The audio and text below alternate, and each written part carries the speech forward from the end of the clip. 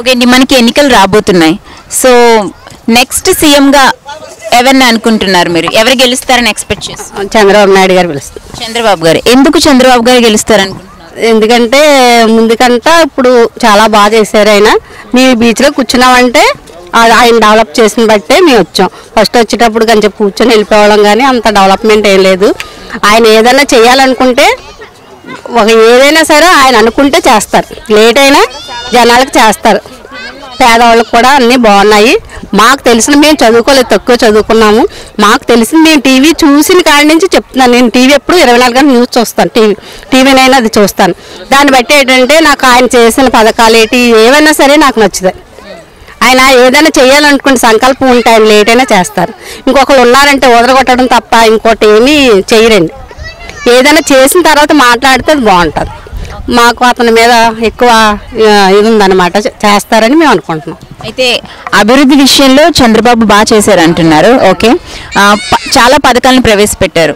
So ఆ పథకాల విషయంలో మీరు సంతృప్తిగా ఉన్నారా? ఇటు డ్వాక్రా లోన్స్ కావచ్చు, ఫీజు రింబర్స్మెంట్స్ కావచ్చు, లోన్స్ కావచ్చు. లోన్స్ అంటే మేము డ్వాక్రాలో ఉన్నామండి. మేము అనుకున్నదంతా ఇదవుతుంది. అయితే ఇంకా కొంచెం కొంచెం ఉన్నారంటే ఇప్పుడు కరెక్ట్గా ఆయన ఇక్కడికి వచ్చి వెళ్ళారు కదా, మధ్య మధ్యలో ఉంటారు కాబట్టి వాళ్ళ వల్ల మాకు అందేది కొంచెం లేట్ అవుతుంది తప్ప అది మేము కొంచెం ఫైట్ చేయబట్టి మాకు మేము అక్కడికి వెళ్తాం ఇక్కడికి వెళ్తాం కొంచెం మేము ఫైట్ చేస్తుంటే మాకు అది దాని ద్వారా వస్తుంది. లేట్ అవుతుంది వాళ్ళకి మేము అడుగుతున్నాం అనమాట. మేము అలా చేస్తున్నారు, అలా అంత టీవీలో ఇదిగా చెప్తున్నారు, మీరేంటి మాకు ఇలా చేస్తున్నారని మేము అడుగుతున్నాం. దాన్ని బట్టి లేట్ అవుతుందమ్మా వస్తుందమ్మా అని చెప్పి మాకు దాన్ని అందిస్తున్నారు.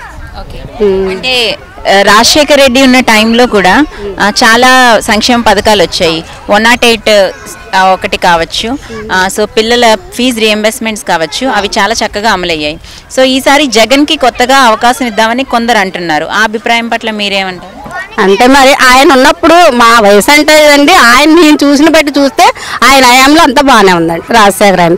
అంటే ఈయన ఏంటంటే కొంచెం ఇదిగా ఉంటుంది, చంద్రబాబు నాయుడు గారు అంత తెలివి ఉండదేమో అని మేము అనుకుంటున్నాం. ఇంత అవకాశం ఉంటే ఇవ్వచ్చేమో కానండి, మా దృష్టిలో మాత్రం మేము ఇంకొకసారి అవకాశం ఇస్తే ఇంకా డెవలప్ అవుద్దని మేము అనుకుంటున్నాం. ఇప్పుడు జనసేన పవన్ కళ్యాణ్ గారు కూడా పోటీ చేస్తున్నారు జనసేన నుంచి. పవన్ కళ్యాణ్ మీద మీ అభిప్రాయం ఏంటి? అభిప్రాయం అంటే అభిమానం అండి. సో ఈ అభిమానము ఆయనకి సీఎం పదవి కట్టబెట్టేదాకా వెళ్తుంది అనుకోవచ్చా? ఇప్పుడు అభివృద్ధి చూసుకోవాలి కానండి, చేసేస్తే ఫ్యాన్స్ అని అది కాకుండా మన మనం కాదు మన పిల్లల కోసం అభివృద్ధి ఉండాలి కదా. అది మా 3 పాపలు చదువుకున్నారు, ఎవరికి కూడా MBA చేశారు, డిగ్రీలు చదివారు, ఎవరికి ఏమీ లేదు. మరి ఇప్పుడు అందరూ ఇంట్లోనే కూర్చొని ఉన్నారు. ఒక పాపకు పెళ్ళైంది, 2 పెళ్ళి అవ్వలేదు. మరి ఎక్కడ ఎన్నుకుంటారండి జాబ్లు? ఓకే, మరి బాబు వస్తే జాబ్ వస్తుంది అని అన్నారు కిందటి ఎన్నికల మేనిఫెస్టోలో. మరి జాబ్స్ రాలేదు కదా, ఈ విషయంలో మీరు సంతృప్తి అంటే మరి ఆయన పెట్టారు, మరి పిల్లలు కూడా ఈ మధ్యనే ఇదయ్యారు, పాస్ అయ్యారు. ఇక చూడాలి దాని మీద. గత ఎన్నికల్లో అయితే బీజేపీ ప్రభుత్వంతో పొత్తుతో టీడీపీ గెలవడం జరిగింది. సో ఇప్పుడు పొత్తు లేదు. సో బీజేపీ ప్రభుత్వం గురించి మీరేం చెప్తారు? నాకు అసలు ఐడియా లేదండి బీజేపీ మీద. ఆయన చేసిందంతా ఏం లేదండి నేను అనుకోవడం. నోట్ల రద్దు ఒకటి జరిగింది అప్పట్లో. సో ఆ నోట్ల రద్దు మోడీ వల్ల జరిగిందని అందరూ కొంతమంది కోపపడ్డారు, కొంతమంది మంచి జరిగిందని చెప్పారు. మీకేమనిపించింది నోట్ల రద్దు విషయం? ఏంటంటే డబ్బున్న వాళ్ళకి పర్వాలేదండి, మా అలాంటి కష్టపడుకున్న వాళ్ళకి ఏంటంటే వర్క్ వెళ్తే అక్కడ డబ్బులు ఆగిపోయాయి, వర్క్ లేట్ అవుతుంది, మీకు డబ్బులు అందవు, లేట్ చేసేస్తున్నాం వర్క్. మా వారు ప్రైవేట్ ఎలక్ట్రీషియన్ అండి, వర్క్ చేస్తారు. అయితే డబ్బులు అందలేని మూలన వర్క్ లేట్ అవుతుంది అనేసి వర్క్ ఆగిపోయేదండి.